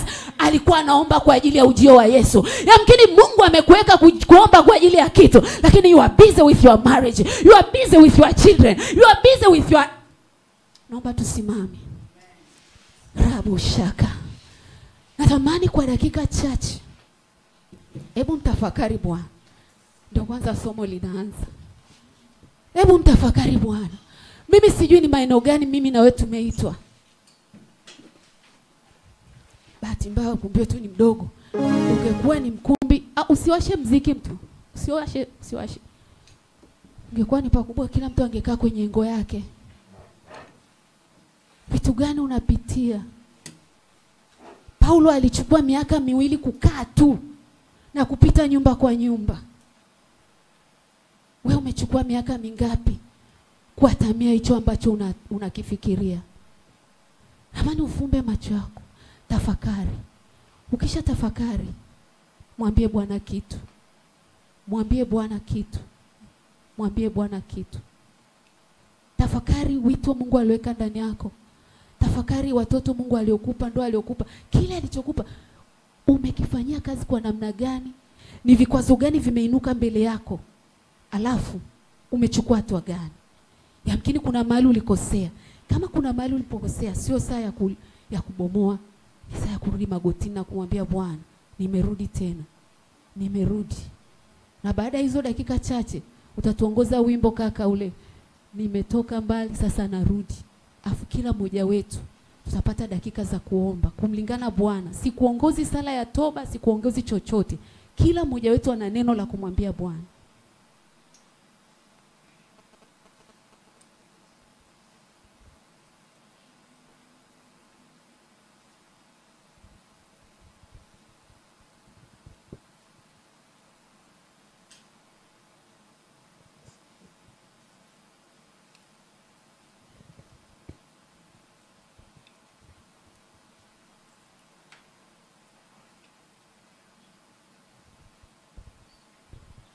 Tafakari.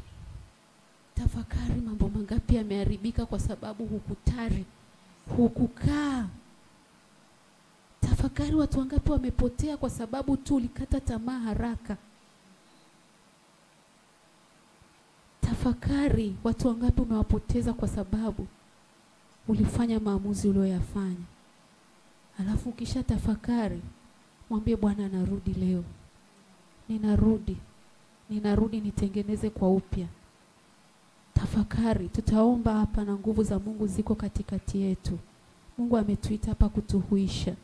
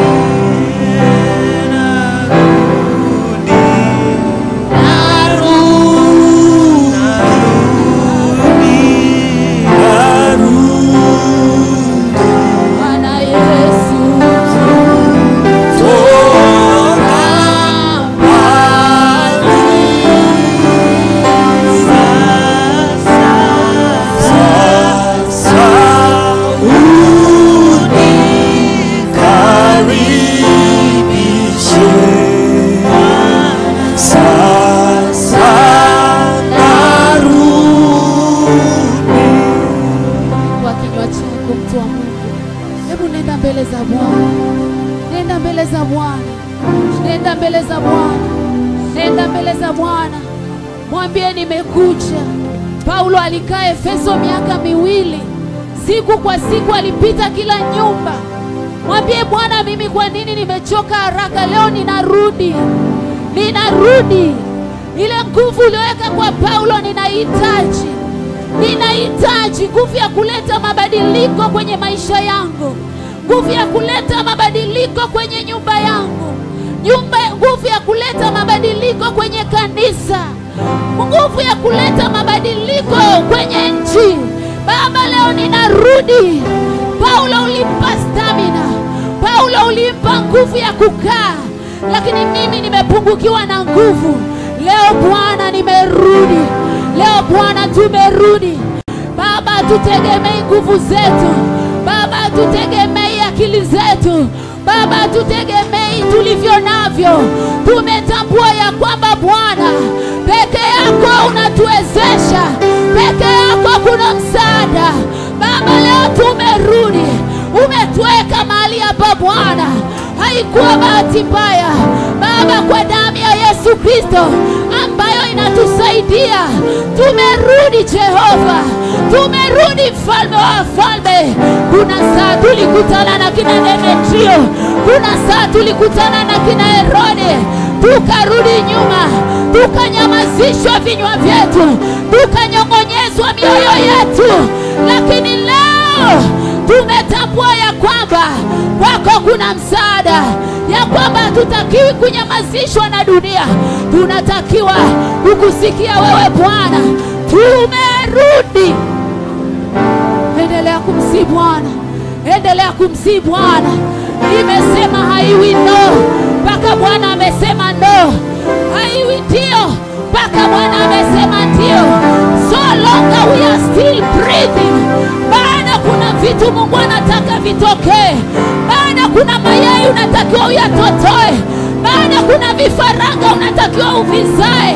Natamani umlingane Bwana, mlingane Bwana, mlingane Bwana. Mwambie nimerudi, mwambie nimerudi, kwa habari yangu, kwa habari ya uzao, kwa habari ya uchumi, kwa habari ya ukoo wangu nimerudi, kwa habari ya ndoa yangu nimerudi. I will turn, I will turn, I will turn, I will turn, I will turn, I will turn. Tunarudi magotini, tunarudi magotini Bwana, tunarudi kutoka mbali, tunarudi kutoka kwenye machozi, tunarudi kutoka kwenye mahangaiko. Yesu, tunarudi chini ya mbawa zako Bwana, kwa maana katika uwepo wako kuna furaha na amani Bwana, vimekamilika uweponi pako. Yesu, asubuhi mchana wa leo tunaporejea na kurudi kutoka mbali, utupokee, utukaribishe, utugange moyo tena, utufundishe kutulia na kunyamaza, kwa neno lako linasema Bwana ya kwamba nguvu zetu zitakuwa katika kutulia na kutumaini uweponi pako. Bwana, tumerudi tena katika uwepo wako, tumerudi magotini kutoka mbali, kutoka kwenye machozi na maumivu. Tumerudi Bwana tukijua ya kwamba nguvu zetu zinapatikana chini ya msalaba wako. Hawa wanataja farasi na hawa magari, lakini sisi tutalitaja jina la Bwana Mungu wetu. Yesu, tunaporudi Bwana, tupokee kama mwana mpotevu aliporudi kutoka mbali. Mungu haukumfukuza, ulimpokea. Tupokee tena Bwana na kutokuamini kwetu, tupokee tena na kutokukujali kwetu Bwana. Tupokee hata mahali pale Bwana ambako hatukuomba, hatukujua namna ya kutulia na kunyamaza na kuyaelewa malango ya ulimwengu wa roho. Yesu, tupokee tena, tukubali tena jinsi tulivyo, tupokee tena jinsi tulivyo, tukubali jinsi tulivyo, tusaidie jinsi tulivyo. Utupokee Bwana tunaporudi chini ya mbawa zako, chini ya neema yako, chini ya mkono wako, chini ya mafuta yako, chini ya malaika zako, chini ya maongozi yako, chini ya neno lako Yesu, na ukatupokee Bwana jinsi tulivyo. Kwa neema yako Bwana, tusaidie tukadumu katika uwepo wako usiku na hata mchana Bwana Mungu. Neno hili na likawe kwetu kama nuru na kama taa, ikatumulikie katika giza, katika nyakati za giza, katika nyakati za dhoruba. Yesu, ufunuo huu ukatusaidia kujua namna ya kutulia katika mbawa zako, namna ya kutulia magotini, namna ya kuatamia mambo, namna ya kuyatamia kwa maombi, namna ya kuyatamia Bwana, namna ya kudumu katika maombi siku na hata mchana, hata mambo yanapochelewa. Roho Mtakatifu tusaidie tujue umuhimu na namna ya kudumu magotini, namna ya kutulia, namna ya kunyamaza, namna ya kutarajia yasiyoweza kutarajiwa, kwa damu ya Yesu Kristo wa Nazareti aliye hai. Roho Mtakatifu, Roho wa uzima, Roho Mtakatifu, Roho wa uzima, tuko tayari kukusikiliza tena, tuko tayari kukutii tena, tuko tayari utuongoze tena Tuko tayari tufunike tena. Tuko tayari tujaze nguvu yako tena, kwa jina la Yesu na kwa damu ya Yesu. Kwa jina la Yesu na kwa damu ya Yesu. Asante Yesu kwa neema yako. Unastahili sifa Bwana za mioyo yetu. Endelea kuomba, endelea kuomba. Endelea kumsifu Bwana. Endelea kumsifu Bwana. Endelea kumsifu Bwana. Endelea kumsifu Bwana. Mwambie ninaomba stamina. Mwambie naomba stamina.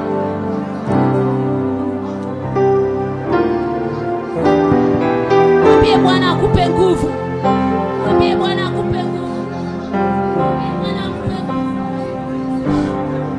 Mwambie Bwana akupe nguvu. Nguvu ya kutari. Nguvu ya kutari. Nguvu ya kutari. Nguvu ya kutari. Kile unachopitia nataka nikwambie, nyuma yake kina utukufu mkubwa. Nyuma yake kina utukufu mkubwa. Ni vile tu hujakaa na kutari. Ni vile tu hujakaa na kutafuta uso wa Bwana. Ni vile tu hujamuuliza Bwana, ni kitu gani kimejificha namna ya wanipingao? Ni kitu gani kimejificha namna hili pito? Ni kitu gani kimejificha nje ya hiki ninachopitia? Mwambie Bwana, nipe nguvu. Naomba nguvu. Renew my strength. Renew my strength. Renew my strength. Renew my strength. Renew my strength. In the mighty name of Jesus. In the mighty name of Jesus. In the mighty name of Jesus. In the mighty name of Jesus. Biblia inaniambia kwenye Isaya mlango ule wa 40 mstari wa 29, wamngojeao Bwana hawatazimia moyo. Anasema vijana watachoka, lakini wazee watakwenda mbio kama tai. Kwa sababu gani? Ndani yao wana nguvu. Mwambie Bwana, oh, nguvu ya kutari, nguvu ya kukaa, nguvu ya kukaa, nguvu ya kusubiri, nguvu ya kukaa. Oh, kwa jina la Yesu, kwa damu ya Yesu Kristo. Mandarabo shaka, oria mandarabo seka, rikandarabo bosheketa, rindi rimandoro bobosa, oria mandarabo seketa, rikatarababa seketa, yenderebo bosheketa, rikikimandora bosa, orianda rabasika. Uko mpako hapa Bwana ameachilia wa kufufua vitu vilivyolala, wa kuamsha vitu vilivyokufa. Iko nguvu hapa inapita. Oh, rikapaseketaya, rindirimando robobosa, oria maseketaya. Connect yourself. Connect yourself. Riposa kataya, ramasheteta, rikikimando, rindirikando robobosa, oria mandarabasika, raposeketa, rikikikaya masakata. In the name of Jesus, we will tire. We shall tire. Rikapaya, raposeketaya. In the name of Jesus, sitakata tamaa. Hatutakata tamaa. Hatutakata tamaa. Hatutakatia tamaa watoto wetu. Hatutakatia tamaa huduma Mungu alizotupa. Hatutakatia tamaa ndoa Mungu alizotupa. Hatutakatia tamaa kazi Mungu alizotupa. Hatutakatia tamaa biashara Mungu alizotupa. Siku kwa siku tutatembea kama Paulo, nyumba kwa nyumba tutatembea. We shall tare. Rikikiki yanda raposaka, oria maseteta yanda rapaseka. Nataka nione ukiomba. Natamani nione watu wanaongangana, wanaongangana, wanaongangana, wanaongangana. Yakobo anasema sikuachi mpaka umenibariki. Rikikika ya baseketa, rikarabaseketa. Ndio Bwana, ndio Bwana. Kaka Joshua, roposhaka, riko roboshaka, yanda raposeka. Mlango ni wakufaa sana. Huo mlango ni wakufaa sana, lakini watu pingao ni wengi. Lakini watu pingao ni wengi. Daudi akafika mahali akasema, nafsi yangu kwa nini kuinama? Nafsi yangu kwa nini kuinama? Umtumaini Bwana aliye afya ya uso wako. Baba, tunakuja mbele zako. Tunajua kuna saa yako mambo ya kutisha tamaa. Kuna saa mioyo yetu inapiga kelele. Kuna saa nafsi nafsi zetu zinapiga kelele, lakini mlango ulio mkubwa ulio mbele ni wa kufaa sana. Ni mlango mkubwa, lakini mambo yanakatisha tamaa. Mmoja akasema, roho yangu jitie nguvu kwa Bwana, roho yangu usonge mbele kwa nguvu. Baba, kuna saa ya kutamkia nafsi zetu zisonge mbele kwa nguvu. Tunakuja mbele zako, milima haitatukatisha tamaa, mabonde yatatukatisha tamaa. Baba, tutavuka kwa ushindi, tutavuka, tutakuona wewe. Baba, tusaidie.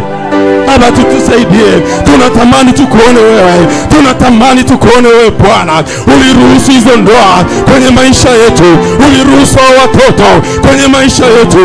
Ulijua hao watoto hawatafanya tuchoke safari, ulijua hizo kazi hazitatukatisha tamaa. Uliona wito ulioweka, uliona kazi ulioweka, ukatuamini, ukaiachilia ipite. Baba, tutasonga mbele kwa jina la Yesu. Tutavuka kwa damu ya Yesu. Tutashinda na zaidi ya kushinda katika wewe Bwana unayetusaidia. Tutashinda na zaidi ya kushinda katika wewe Bwana unayetutia nguvu. Baba, tunakuita wewe Bwana. Angalia mama yule amechoka. Angalia mama yule anatamani kuondoka, anatamani kujiua, lakini msalaba unanena mema. Damu yako inanena mema. Baba, acha hiyo damu ipite kwenye nafsi zetu. Acha hiyo damu ipite kwenye mioyo yetu. Acha hiyo damu itutie nguvu tena kwa upya. Baba, tunakuja mbele zako. Baba, tunakuja mbele zako. Tunatamani hiyo damu yako Bwana itutie tena nguvu. Tunatamani uguse mioyo yetu. Tunatamani uguse nafsi zetu katika jina la Yesu. Katika jina la Yesu. Wewe ni Mungu mwaminifu. Wewe ni Mungu mwaminifu. Acha nguvu zako zikatikise. Acha nguvu zako zikatikise hiyo milima, hayo mabonde kwa jina la Yesu. Kwa jina la Yesu. Moto wako Bwana unapita. Moto wako Bwana unapita. Unapita kwenye nafsi zetu. Unapita kwenye mioyo yetu. Kwa jina la Yesu. Kwa jina la Yesu. Nguvu zako za kuendelea mbele. Nguvu zako za kuendelea mbele. Acha magoti yetu yaimarishwe tena. Acha magoti yetu yatiwe nguvu kwa upya katika jina la Yesu. Wewe ni Mungu mwaminifu. Wewe ni Mungu mwaminifu. Wewe ni Mungu mwaminifu. Wewe ni Mungu mwaminifu. Asante kwa uaminifu wako Bwana. Asante kwa neno lako Bwana. Unalituma neno lako kututoa katika maangamizi. Unalituma neno lako kutuvusha tena Bwana katika jina la Yesu.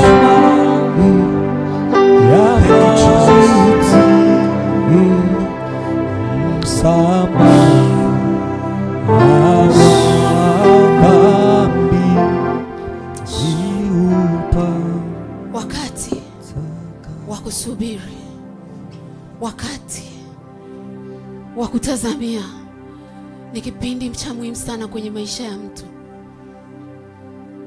Ni kipindi ambacho unazongwa kaskazini, unazongwa mashariki, unazongwa kusini, unazongwa magharibi. Lakini ndicho kipindi Mungu anachotaka uendelee kutenda mema. Paulo alipigwa vita, lakini aliendelea na huduma. Ibrahim aliambiwa kuwa baba wa mataifa. Wakaenda Misri, wakarudi na Lutu wakiwa na mali nyingi. Zile mali ambazo ni baraka zikawa ni sehemu ya kugombana. Wakaachana. Walipoachana, Lutu akapigwa na wafalme kule, akatekwa. Ibrahim angeza kusema, baba huyu aliondoka kwa kiburi, akachagua Sodoma na Gomora ambayo ilikuwa ina majani mazuri na malisho mazuri, acha apigwe apotelee mbali. Ibrahim bado anasubiria ahadi ya kuwa baba wa mataifa. Na akiwa anasubiria hiyo habari, anasikia adui yake ambaye ni mtoto wa kakake amepigwa. Biblia inaniambia alitoka, alienda kumsaidia. Kipindi cha kusubiri. Kipindi hicho Biblia inaniambia Yusufu alionyeshwa atakuwa anainamiwa na ndugu zake, lakini ndugu zake walimuuza. Na akiwa ameuzwa yuko kule Misri kwa Potifa, anasingiziwa umebaka. Akaenda gerezani. Biblia inasema akiwa kule gerezani aliendelea kutenda mema. Wanakuja watu wanamwambia ndoto zao. Anawaambia hii ndoto maana yake ni hiki na hiki na hiki. Ukienda unikumbuke. Hawakumkumbuka. Kipindi cha kutari. Utatakiwa kuendelea kutenda wito wako. Utatakiwa kuendelea kutenda mema. Utaendelea kufanya mema. Biblia inasema tena msichoke kutenda mema. Wako watu wengi walisimama kwenye wito, walipokutana na wawapingao, wametoka wakasema kama ndio hivi sifanyi tena. Hata akija mtu akimwambia naomba unisaidie, anasema angejua situation yangu, nilishasaidia, wameniumiza, naondoka. Watu wa Mungu, kwenye kipindi cha kutari, anasema msichoke kutenda mema. Mwaka juzi au miaka 5 iliyopita, 3 au 4, mimi nimelea watoto tofauti, na mmoja wa watoto nilimlea ni binti mkubwa wa kwetu ambaye ni wa mume wangu. Nilikaa naye for 15 years. Paka amemaliza chuo kikuu, sasa hivi anafanya kazi. Lakini alipomaliza chuo kuna mahali tulipita tukashindwa kuelewana. Pili tumeshindwa kuelewana. Nikasema sasa hivi sitaki kusikia habari ya kusaidia watoto wa watu. Sijui nani anapita mahali kama hapo. Wakati nasema sitaki kusikia, wako waliogombana wakaniletea katoto ka miaka 2. Wamesema mimi naondoka na wewe hatuishi pamoja tena, na huyo mtoto siondoki naye. Mke anasema siondoki naye. Mtoto anaenda wapi? Tunapeka mtoto kwa bibi. Roho Mtakatifu akaniambia, Lydia, this is your call. Chukue mtoto. Nimetoka kusema sitaki tena kusikia habari ya watoto. Nitalea watoto wangu, afu naletewa mtoto wa mwaka ambaye bado anahitaji maziwa. Ninampokea huku nalia kwa uchungu. Afu Biblia inasema usichoke kutenda mema, kwa maana utavuna kwa wakati usipozimia moyo. Wakati naendelea, binti yetu yule karudi. Ni binti ambaye sasa hivi huwezi amini kama ni yeye. Juzi anasema, mama, kosti za matibabu ni kubwa, ngoja niwakatie bima. Wapendwa, kwenye tari, kipindi cha kusubiri, hebu mwambie Bwana nipe nguvu ya kuendelea kutenda mema. Mwambie Bwana nisaidie kuendelea kutenda mema.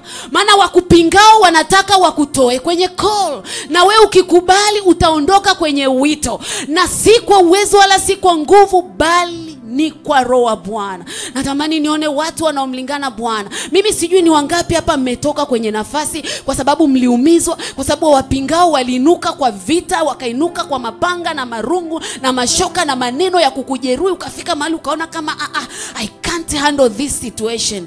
Mwambie Bwana nisichoke kutenda mema.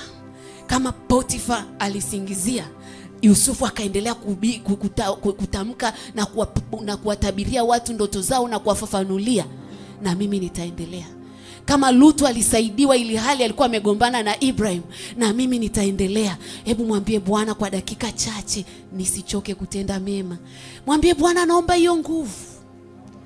Naomba hiyo nguvu. Naomba hiyo nguvu. Naomba hiyo nguvu.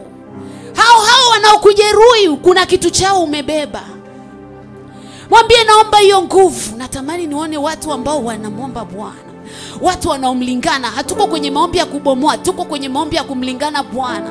Tuko kwenye maombi ya kutafuta uso wa Bwana na kumwambia Bwana, nguvu zetu ni chache. Nguvu zetu ni chache. Nguvu zetu ni chache. Tumefika mahali tumekatishwa tamaa. Tumefika mahali tumenyoshewa vidole. Tumefika mahali tumelaumiwa kwa namna ya ajabu. Tukaona kama hatuwezi tena. Tumefika mahali wametutoboa macho yetu ili hali tuliwasaidia. Baba, tunaomba nguvu, tunaomba nguvu, tunaomba nguvu, tunaomba nguvu. Nguvu ya kuendelea kutenda mema, nguvu ya kuendelea kutenda mema, nguvu ya kuendelea kutenda mema. Maana Bwana, wewe mwenyewe umesema tutavuna kwa wakati. Haijalishi mishale ni mingi kiasi gani, lakini wewe Bwana pale msalabani ulikubali aibu kwa ajili yangu. Lakini pale msalabani ulikubali kuwa dhaifu kwa ajili ya mimi kupata nguvu. Pita kwa huyo dada, pita kwa huyo mama, pita kwa huyo kaka, pita kwa kila mmoja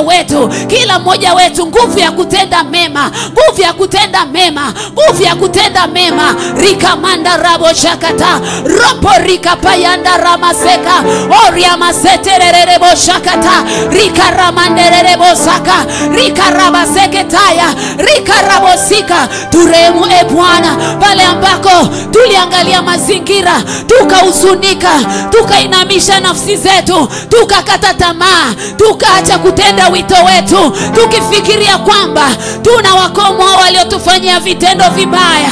Leo tumejua ya kwamba wewe Bwana unakusudia mema. Tuko kwenye mchakato, tuko kwenye mchakato wa kutengenezwa kwa upya, wa kutengenezwa kwa upya, wa kutengenezwa kwa upya. Ripo saka yanda rapo, rikiki mandora pasika. Hatutachoka kutenda mema. Zaidi ya kila mmoja wetu Bwana, zaidi ya kila mmoja wetu Bwana. Asiwepo atakayesimia njiani, asiwepo atakayekata tamaa. Ripo saka yanda rapakoria, rapa sheterianda. Omba mtu wa Mungu. Mlingane Bwana, mlingane Bwana. Nguvu ya kusonga mbele, nguvu ya kuendelea mbele kwa jina la Yesu. Acha magoti yetu akaimarishwe tena, acha nguvu zako zipite ndani yetu tena katika jina la Yesu. Ona baba yule aliyekata tamaa Bwana, ni saa ya kutoka tena, ni saa ya kuinuka tena. Baba tunahitaji nguvu zako, Baba tunahitaji msaada wako. Msaada wetu ni katika jina la Bwana, msaada wetu ni katika damu yako pale msalabani. Acha Mungu damu yako ikaguse magoti yetu Bwana. Acha nguvu zako, nguvu za Roho Mtakatifu zikaguse tena maisha yetu. Acha tusonge mbele, acha tusonge mbele kwa jina la Yesu. Acha tukasimame katika shauri lako, acha tukasimame katika kusudi lako. Baba ninaomba utusaidie, Baba ninaomba utusaidie. Tunahitaji nguvu zako, tunahitaji uweza wa kimbingu, tunahitaji msaada wako Bwana katika jina la Yesu.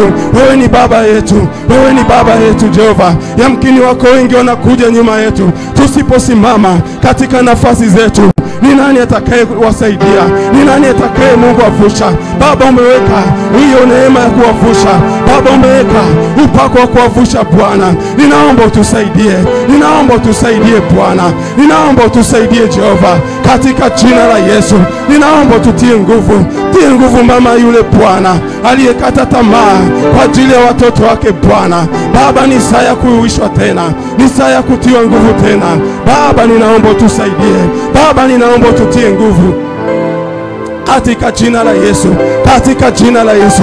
Nguvu zako zipite ndani yetu, nguvu zako zipite ndani yetu. Baba asante kwa ajili ya uaminifu wako, Baba asante kwa ajili ya nguvu zako zinazopita kwenye mioyo yetu. Asante kwa nguvu zako zinazopita kwenye maisha yetu Baba. Zile kazi zilizokufa Baba, zile huduma zilizokufa, ni saa ya kwenda kuinuliwa tena, ni saa ya kwenda kuinuka tena katika jina la Yesu, katika jina la Yesu. Baba, zile ndoa zimefika mahali pagumu, zimefika mahali pagumu.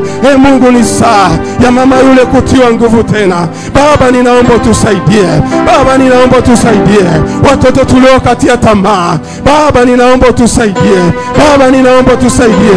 Ni saa ya kutiwa nguvu tena, ni saa ya magoti yetu kuimarishwa. Nasi tunaitia hiyo damu yako, nasi tunaitia nguvu ya Roho Mtakatifu katika jina la Yesu. Tunaitia nguvu ya Roho Mtakatifu zikaimarishe magoti yetu, zikaimarishe magoti yetu. Ni saa ya kusimama kwenye shauri la Bwana, ni saa ya kukuangalia wewe. Umesema niangalieni mimi mkaokolewe. Baba tunakutazama wewe, Baba tunakutazama wewe Bwana, tunakutazama wewe Bwana katika jina la Yesu. Wewe ni Mungu mwaminifu. Asante Mungu kwa uaminifu wako Bwana. Mwaminifu siku zote.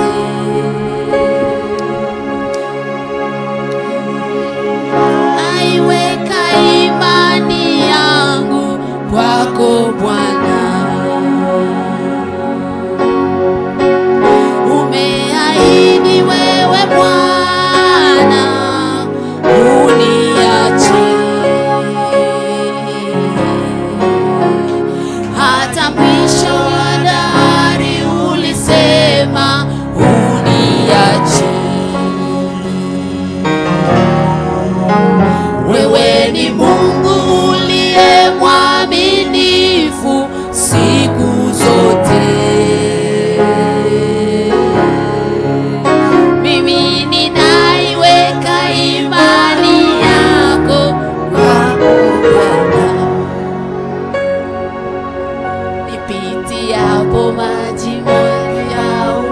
Yesu uniachi. Unalijua jina langu wewe Bwana, uniachi. Mara kwa mara adui zangu wanizunguka, nitaiweka imani yangu kwako Bwana. Umeahidi wewe Bwana uniachi. Natamani tuimbe, unaweza kusimama, imba, mwambie Bwana umeahidi uniachi. Hata mwisho wa dahari utaniacha. Uko pamoja na mimi bamba tu bamba mpaka nitakapofika kwako. Mwambie Bwana, haijalishi mawimbi ni makubwa kiasi gani. Siku zote mimi ninaiweka imani yangu kwako Bwana. Umeahidi wewe Bwana uniachi. Hadi mwisho wa dahari ulisema uniachi. Wewe ni Mungu uliye mwaminifu siku zote. Mimi ninaiweka imani yangu kwako Bwana. Piga kelele mbele za Bwana, mshangilie, mshangilie, shangilia, shangilia, shangilia, washindi washangilie. Rapa sheketaya, ropo seketa, rikarabo sheke, risa toyase. In the mighty name of Jesus, we are more than conquerors. We are more than conquerors in the mighty name of Jesus Christ. Yesu, asante kwa ajili ya majira haya mazuri. We bless you, we praise you, we glorify your holy name. Bwana Yesu, neno lako linasema mtatoka kwa furaha, mtaongozwa kwa amani. Asante kwa ajili ya furaha yako Bwana, ambayo imeendelea kuwa fungu letu, mfalme wa amani. Mungu, tunakubariki kabisa kwa ajili ya kipindi kilichopita kizuri. Mungu liye hai, hatuairishi nguvu zako wala uweza wako wala neema yako. Endelea Bwana kutufunika katika uwepo huu Mungu liye hai. Na siku ya leo ikawa ni siku Bwana ya kuona nafsi ya mtu mmoja tena ikirudi katika nafasi yake ya kinabii, katika jina la Yesu Kristo wa Nazareth aliye hai. Bwana, tupe kurejea, tupe kutulia chini ya mbawa zako, kama anavyosema Daudi ya kwamba Mungu liye hai, siku moja nywani mwako ni bora kuliko miaka 1000. Bwana, pamoja na wakuu utusaidie Mungu liye hai, asiyopata mmoja atakayechoka katika uwepo huu Mungu liye hai.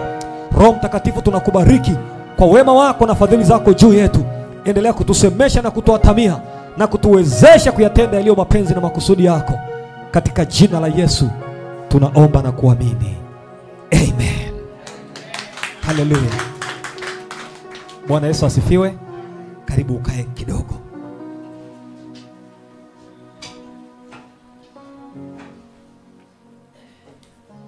Yesu, Yesu namwamini,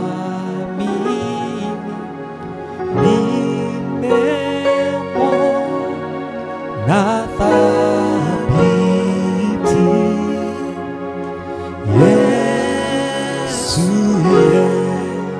Yesu yu thamani, ahadi zake kweli.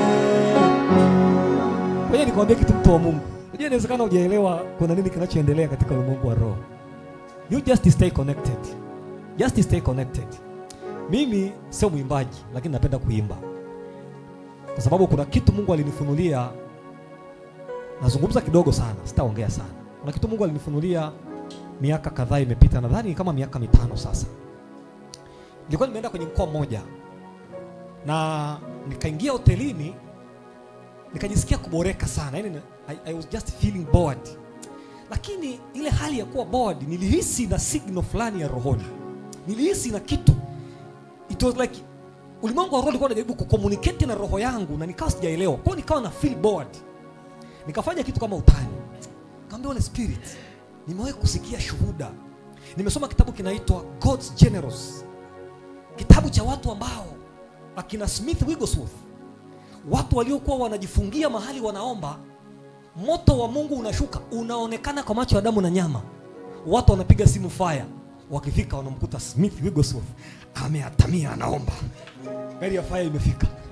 Bwana Yesu asifiwe. Kwa nikaona yani kuna kama kiliniamsha, yani kuna kama kakiu fulani kalikuja na mimi nikatamani angalau na mimi nionje. Kama 2020 kama sijakosea. Nilikuwa pale Musoma mjini kwa wale ambao wanafahamu, pale Musoma mjini. Kwa nikaingia chumbani nikafunga milango nikamwambia Holy Spirit, kwa saa 2 usiku hivi. Nikamwambia Holy Spirit, nimewahi kusikia hizi habari. Kwani haiwezekani na mimi nikapata. Mimi nilikuwa nafanya niko peke yangu Nikaanza kuimba tenzi. Nikaimba wimbo wa kwanza, nikaimba wimbo wa pili, nikaimba wimbo wa tatu. Nguvu za Mungu zikanishukia nikiwa pale kwenye kile chumba. Wapendwa watu wa Mungu, kwa saa 2 usiku. I'll never forget that day. Roho Mtakatifu akanishukia. Nikaendelea kuomba, ikafika saa 3, ikafika saa 4, ikafika saa 5, ikafika saa 6, ikafika saa 7 usiku. Yani kuna wingu, yani natamani nasema my God, my Lord. Ilikuwa wapi hiki kitu sijawahi kuipata siku zote. Kumbuka niko peke yangu. Naimba tu tenzi, hizi nyimbo za tenzi. Ghafla Roho Mtakatifu akaanza kuniambia, yani ni kama vile Yesu alikuwa ananiambia, I want to introduce myself to you. Nataka nijitambulishe kwako. Can I tell you something? Usiku ule Mungu alianza kunifundisha yeye ni nani. Yani Yesu alikuwa anajaribu kuintroduce yeye ni nani. Anataka tumtambue vipi. Nguvu za Mungu zikalishuka, nikaendelea kuabudu na kuabudu na kuabudu na kuabudu mpaka saa 2 asubuhi. Nikamwambia Roho Mtakatifu, sasa nasubiriwa site. Kuna watu wananisubiria huko. Tunafanyaje hapa?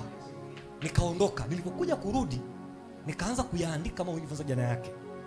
Na kikazaliwa kitabu ambacho Mungu akipenda tutakizindua miezi kadhaa ijayo.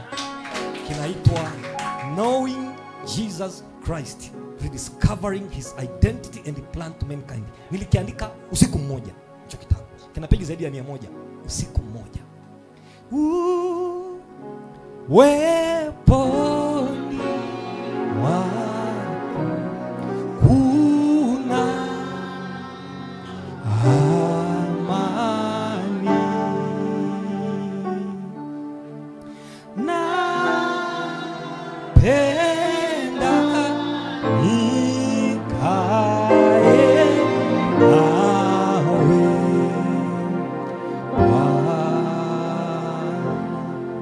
Nikipindisha health break. Tumeshasema tunataka tukae uweponi. Kwa tuondoke dakika 15 za break, alafu tarudi kwa sababu ratiba yetu ndivyo tuko nyuma ya ratiba kidogo. Kwa hiyo kwa sababu tumeweka ratiba yetu na tunaamini Roho Mtakatifu alituongoza, tunatoa dakika 15 za break yetu ya kiafya, health break. Dakika 15 turudi tukae uweponi. Tumeimba jamani kama tunataka tukae, si ndio? Hebu tupate ratiba hiyo kwa muda mfupi, alafu tukirudi tutaendelea. Amen.